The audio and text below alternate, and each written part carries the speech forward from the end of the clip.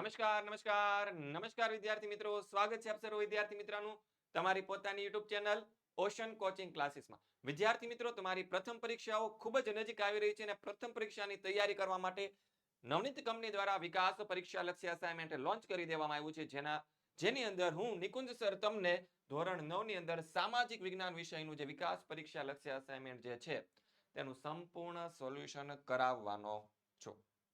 તો જોઈએ વિભાગ એ, જેની અંદર ખરા ખોટા વાળો પ્રશ્ન છે તેનું આપણે સોલ્યુશન જોઈએ. તેની પહેલા તમારા માટે ખાસ વાત કે આજે વિકાસ પરીક્ષા લક્ષ્ય અસાઇનમેન્ટ તમારી પ્રથમ પરીક્ષા માટે ખૂબ જ ઉપયોગી છે.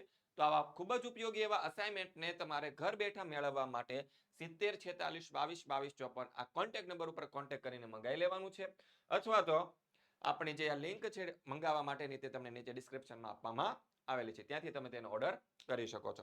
તો જોઈએ પ્રકરણ નંબર 1 ના ખરા ખોટા. તો આપણને એમાં પહેલો સવાલ કીધો છે. જો વિદ્યાર્થી મિત્રો, અહીંયા છે ને તમને માત્ર ને માત્ર એનું સોલ્યુશન નથી મળવાનું, સમજૂતી સાથેનું સોલ્યુશન મળવાનું છે. એટલે જે વિદ્યાર્થીઓને સમજવું હોય ખરા ખોટામાં, તો હોય સર ખરું છે ખોટું યાદ રાખી લેવાનું એટલે થઈ ગયું, નહીં. પણ જે ખોટું છે એની પાછળનું રીઝન શું છે એ પણ જાણવું જરૂરી છે, બરાબર. તો બધા જ પ્રકારની સમજૂતી તમને અહીંથી આપવામાં આવશે. તો પહેલો સવાલ છે કે ગવર્નર જનરલ વેલેસ્લી ઉદાર ગવર્નર જનરલ તરીકે ઓળખાય છે. તો આ વિધાન ખોટું છે. કેવું છે? ખોટું છે. શું કામ ખોટું છે? આ જવાબ તમારે મને કોમેન્ટની અંદર આપવાનો. પહેલો જવાબ તમારે મને કોમેન્ટમાં આપવાનો છે. ક્યાં આપવાનો છે? કોમેન્ટમાં. બરાબર છે. પહેલો જવાબ તમારે મને કોમેન્ટની અંદર આપવાનો છે. બાકીના બધા ખોટા હશે ને એના જવાબ હું તમને આપીશ. આગળ વધીએ. ગવર્નર જનરલ હેસ્ટિંગ્સે ગુરખાઓને લશ્કરમાં દાખલ કર્યા હતા. તો જવાબ આવશે એકદમ સાચી વાત છે. આ વિધાન કેવું છે? સાચું. પછી ડેલહાઉસીના સમયમાં વિધવા પુનર્વિવાહ ધારો બન્યો હતો. તો કે હા, આપણે 8મા ધોરણની અંદર ભણી ગયા હતા કે રાજા રામમોહન રાયના પ્રયાસથી, કોના પ્રયાસથી? રાજા રામમોહન રાયના પ્રયાસથી છે આ વિધવા પુનર્વિવાહ ધારો એટલે કે કાયદો બનાવવામાં આવ્યો હતો. આગળ જોઈએ કે ગવર્નર જનરલ સન જોરશોરે સહાયકારી યોજના દાખલ કરી હતી. તો કે નહીં, આ વિધાન ખોટું છે. કેમ ખોટું છે? તો કે સર જોન શોરે નહોતી કરી. કોણે કરી હતી? તો કે સહાયકારી યોજના કોની હતી? તો કે વેલેસ્લીની હતી, બરાબર છે. તો જવાબ આવશે આપણો વેલેસ્લી. આથી આ વિધાન કેવું છે? આપણું ખોટું વિધાન છે. આગળ જોઈએ. ટીપુ સુલતાન મૈસૂરના વાઘ તરીકે ઓળખાય છે. તો કે હા, મૈસૂરનો વાઘ એટલે કે ટીપુ સુલતાન.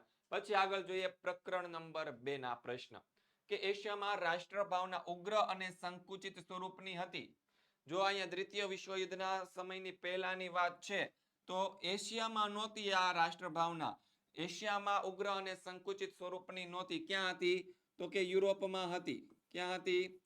યુરોપમાં હતી. એશિયાના દેશો અને આફ્રિકાના દેશો તો યુરોપ દેશના શું હતા? તો કે સંસ્થાનો હતા. એટલે કે એની ઉપર આ બધા યુરોપના દેશો શાસન કરતા હતા. આથી આ વિધાન કેવું છે? તો કે ખોટું છે.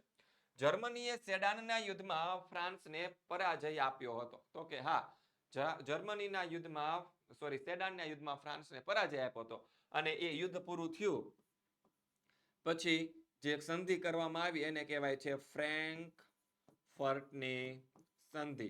અને આ જે ફ્રેન્કફર્ટની જે સંધિ થઈ એના કારણે જ પ્રથમ વિશ્વયુદ્ધ થયું હતું. કયું વિશ્વયુદ્ધ થયું હતું?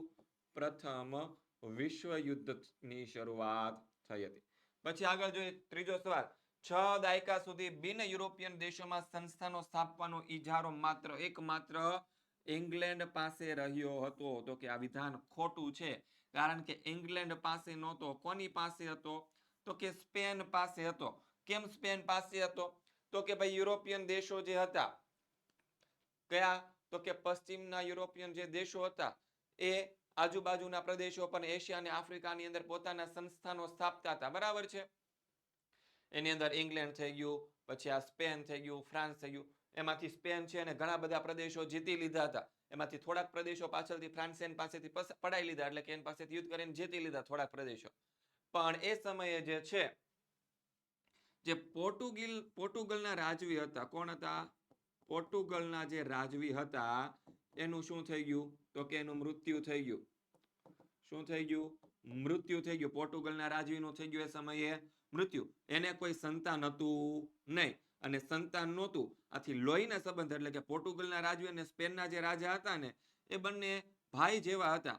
બરાબર છે, કાકા બાપાના ભાઈ હતા. આથી લોહીના સંબંધે આખું પોર્ટુગલ રાજ્ય કોની પાસે આવી ગયું? સ્પેનના રાજા પાસે આવી ગયું. અને પછી તો સ્પેન તો વધારે શક્તિશાળી થઈ ગયું. અને વધારે શક્તિશાળી થઈ ગયું આથી 6 દાયકા સુધી, કેટલા દાયકા સુધી? 6 દાયકા. 6 દાયકા એટલે કે 600 વર્ષ, સોરી 60 વર્ષ. કેટલા વર્ષ? દાયકા કીધા છે, સદી નથી કીધી. એટલે 60 વર્ષ સુધી છે ઇજારો સંસ્થાનો સ્થાપવાની જે એકમાત્ર સત્તા હતી કોની પાસે હતી? તો કે સ્પેન પાસે હતી. ઇંગ્લેન્ડ છે જવાબ ખોટો છે. આગળ જોઈએ, રાષ્ટ્રસંઘની સ્થાપના 20 ડિસેમ્બર 1920 ના દિવસે થઈ. આ વિધાન પણ ખોટું છે. રાષ્ટ્રસંઘની સ્થાપના પ્રથમ વિશ્વયુદ્ધ પૂરું થયું પછી વિશ્વની અંદર શાંતિ જળવાઈ રહે એવા હેતુથી રાષ્ટ્રસંઘની સ્થાપના કરવામાં આવી હતી. ક્યારે કરવામાં આવી હતી? તો કે 10 જાન્યુઆરી. ક્યારે? 10 જાન્યુઆરી 1920 ના દિવસે કરવામાં આવી હતી. બરાબર છે. પછી રશિયાના મેન્શેવિક પક્ષમાં મધ્યમ વર્ગના લોકો વર્ચસ્વ ધરાવતા. તો કે હા, વિધાન સાચું છે. બરાબર છે. આગળ જોઈએ, પ્રકરણ નંબર 3 ના પ્રશ્ન કે મુસોલિનીનો મુદ્રાલેખ હતો એક પક્ષ અનેક નેતા. તો કે નહીં, આ વિધાન ખોટું છે. કેવું છે? ખોટું છે. એનો મુદ્રાલેખ શું હતો? તો કે હતો એક પક્ષ એક નેતા. એનો મુદ્રાલેખ કંઈક આવો હતો, એક પક્ષ એક નેતા. બરાબર છે. અને પક્ષ કયો હતો? તો કે ફાસિસ્ટના પક્ષ નામની સ્થાપના કરી હતી. પછી ભારત સંયુક્ત રાષ્ટ્રની સલામતી સભ્યનું કાયમી સભ્ય છે? નહીં નહીં નહીં બેટા, કાયમી સભ્ય નથી. સલામતી સમિતિની અંદર 5 સભ્યો છે, કાયમી સભ્ય પદ ધરાવે છે. એક તો છે યુએસએ એટલે કે અમેરિકા, પછી રશિયા, ફ્રાન્સ, બ્રિટન અને ચીન. આ 5 દેશો છે એની પાસે શું છે? કાયમી સભ્યપદ છે સલામતી સમિતિનું. તો ભારત એનું સભ્યપદ છે નહીં. તો વિધાન કેવું છે? ખોટું છે ભાઈ. ફાસિસ્ટ પક્ષના સ્વયંસેવકો સફેદ રંગના ગણવેશ પહેરતા હતા? નહીં, એ સફેદ રંગના પહેરતા નહોતા. કેવા રંગના પહેરતા હતા? તો કે કાળા રંગના હતા. કેવા હતા? કાળા રંગનો ગણવેશ પહેરતા હતા. આગળ જોઈએ, 3 વિધાન ખોટા છે. પછી દ્વિતીય વિશ્વયુદ્ધમાં મિત્ર રાષ્ટ્રનો વિજય થયો હતો. પ્રથમ વિશ્વયુદ્ધ હોય કે દ્વિતીય વિશ્વયુદ્ધ, બંને વખતે છે મિત્ર રાષ્ટ્રનો જ વિજય થયો હતો. તો જવાબ આવશે સાચું. અમેરિકાના દલાલ સ્ટ્રીટ સંકટે વૈશ્વિક મહામંદીનું સર્જન કર્યું. જો આ જોતા તમને એમ સાચું લાગશે પણ વિધાન ખોટું છે. શું કામ ખોટું છે ખબર? અહીંયા આવશે વોલ સ્ટ્રીટ સંકટ. કયું આવશે? વોલ સ્ટ્રીટ સંકટ. એને વૈશ્વિક મહામંદીનું સર્જન કર્યું હતું. ક્યારે? તો કે વિશ્વયુદ્ધ થયું પછી, દ્વિતીય વિશ્વયુદ્ધ પછી. પછી આગળ જોઈએ, પહેલો સવાલ કે ચોરી ચોરાના હિંસક બનાવને કારણે ગાંધીજીએ અસહકારનું આંદોલન તત્કાળ પાછું ખેંચી લીધું હતું. કે હા, ગાંધીજી છે અહિંસામાં માનતા હતા અને આજે ચોરી ચોરાનો જે બનાવ થયો એની અંદર હિંસા થઈ હતી અને ગાંધીજીને આ યોગ્ય ન લાગ્યું. ત્યાંથી એને શું કર્યું હતું? તો કે અસહકારનું આંદોલન તત્કાળ રૂપે પાછું ખેંચી લીધું હતું. એટલે વિધાન સાચું છે. ચંપકરમણ પિલ્લાઈએ જર્મનીમાં હિન્દી રાષ્ટ્રીય સ્વયંસેવક દળની સ્થાપના કરી. વિધાન સાચું છે. સ્વદેશી આંદોલનથી ઇંગ્લેન્ડને ખૂબ લાભ થયો હતો. સ્વદેશી આંદોલનથી ઇંગ્લેન્ડને ખૂબ લાભ થયો? નહીં ભાઈ, ઇંગ્લેન્ડને તો શું થઈ હતી? નુકસાની ગઈ હતી. કારણ કે ભારતના લોકો જે હતા એ ભારતીય વસ્તુ વધારે પ્રેફર કરતા હતા સ્વદેશી આંદોલન પછી. એટલે ઇંગ્લેન્ડનો જે માલ હતો એનો બહિષ્કાર થયો હતો અને બહિષ્કારના કારણે ઇંગ્લેન્ડને નુકસાની થઈ હતી. તો જવાબ આવશે ખોટું છે. નુકસાની થઈ હતી ભાઈ, યાદ રાખજો. કેટલાક લોકો લોર્ડ કર્ઝનને મુસ્લિમ કોમવાદના પિતા કહે છે? નહીં, લોર્ડ કર્ઝનને કહેવામાં આવતો નથી. કોને કહેવામાં આવે છે? લોર્ડ મિન્ટોને કહેવામાં આવે છે. કોને કહેવામાં આવે છે? લોર્ડ મિન્ટોને. કેમ? તો કે જે મુસ્લિમ લીગની સ્થાપના થઈ, કઈ મુસ્લિમ લીગની જે સ્થાપના થઈ એની પાછળ હાથ કોનો હતો? લોર્ડ મિન્ટોનો. આથી લોર્ડ મિન્ટોને જ મુસ્લિમ કોમવાદના પિતા ગણવામાં આવે છે. ભારતમાં ક્રાંતિકારી પ્રવૃત્તિની શરૂઆત ચંદ્રશેખર આઝાદે કરી હતી. વિધાન ખોટું છે. ચંદ્રશેખર આઝાદે ક્રાંતિકારી પ્રવૃત્તિની શરૂઆત કરી નથી. સર કોને કરી હતી? તો કહું છું, શાંતિ રાખ બેટા. ચંદ્રશેખર આઝાદે નહોતી કરી હતી વાસુદેવ બળવંત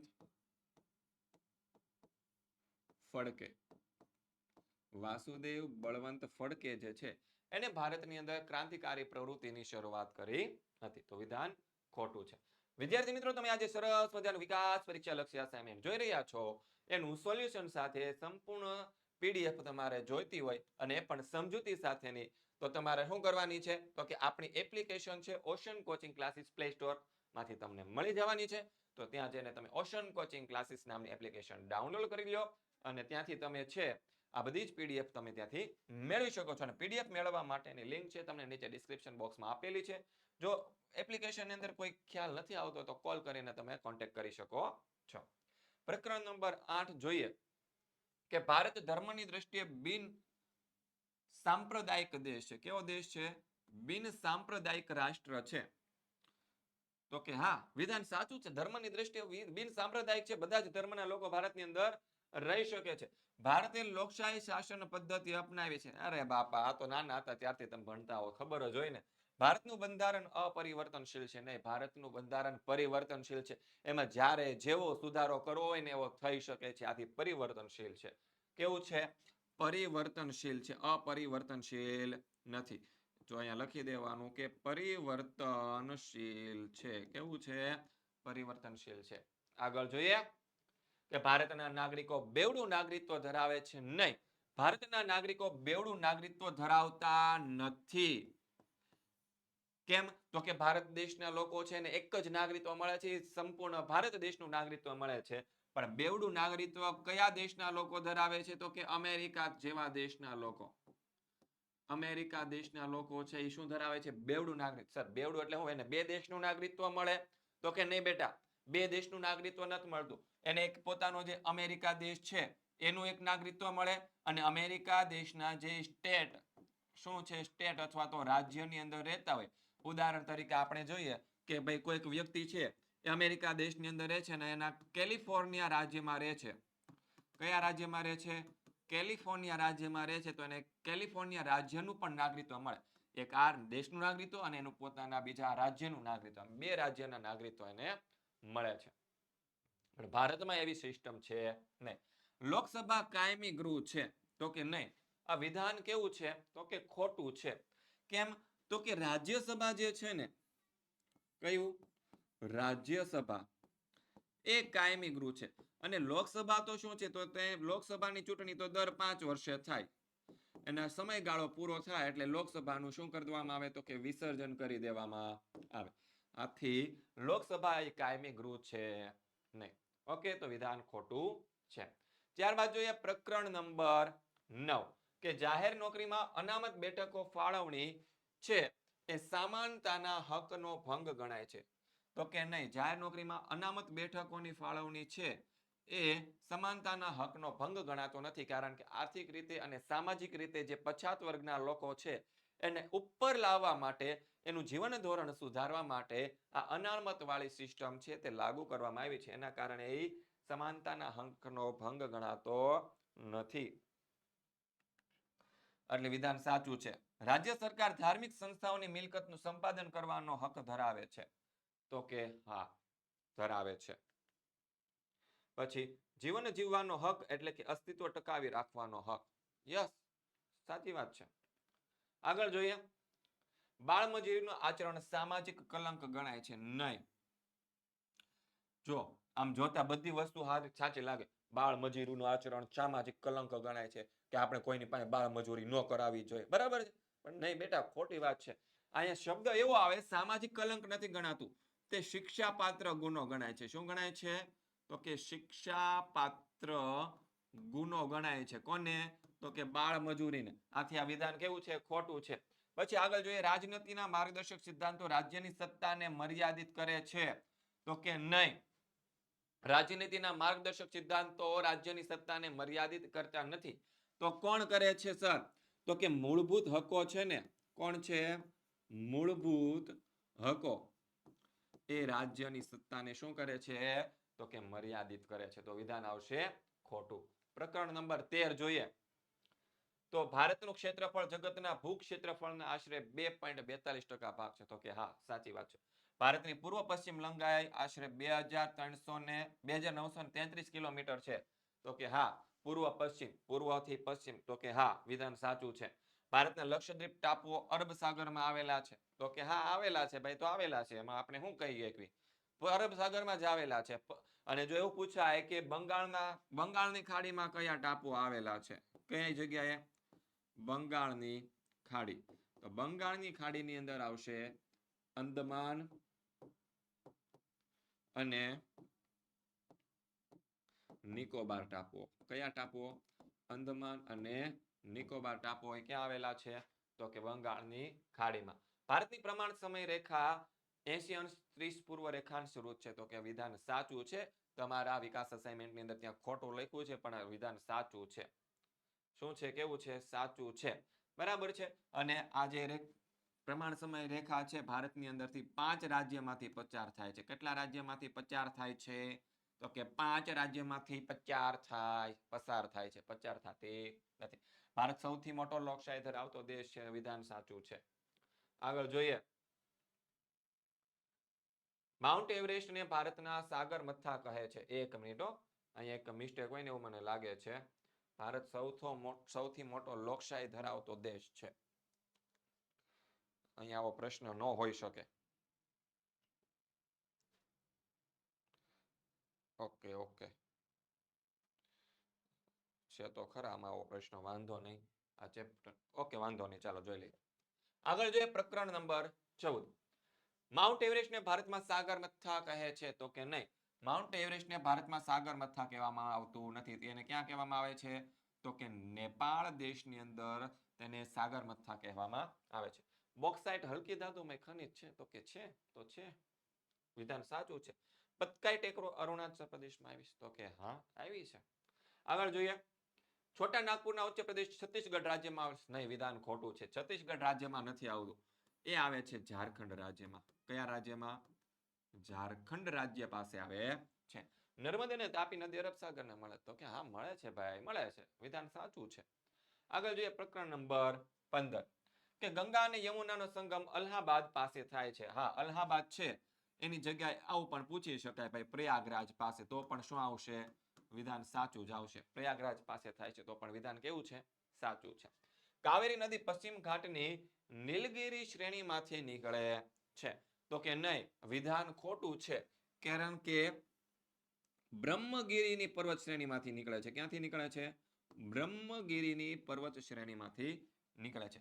પછી નર્મદા નદીએ શિવ સમુદ્રમાં ધોધની રચના કરી છે. તો કે નહીં, શિવ સમુદ્રમાં ધોધની રચના કરી નથી. તો કયા ધોધની રચના કરી છે? તો કે જવાબ આવશે ધુઆધાર નામના ધોધની રચના કરી છે. કયા ધોધની રચના કરી છે? તો કે ધુઆધાર નામના ધોધની રચના છે એ નર્મદા નદીએ કરેલી છે. આગળ વધીએ. હાય ભાઈ, હાય. ઓકે, આવી ગયા જવાબ.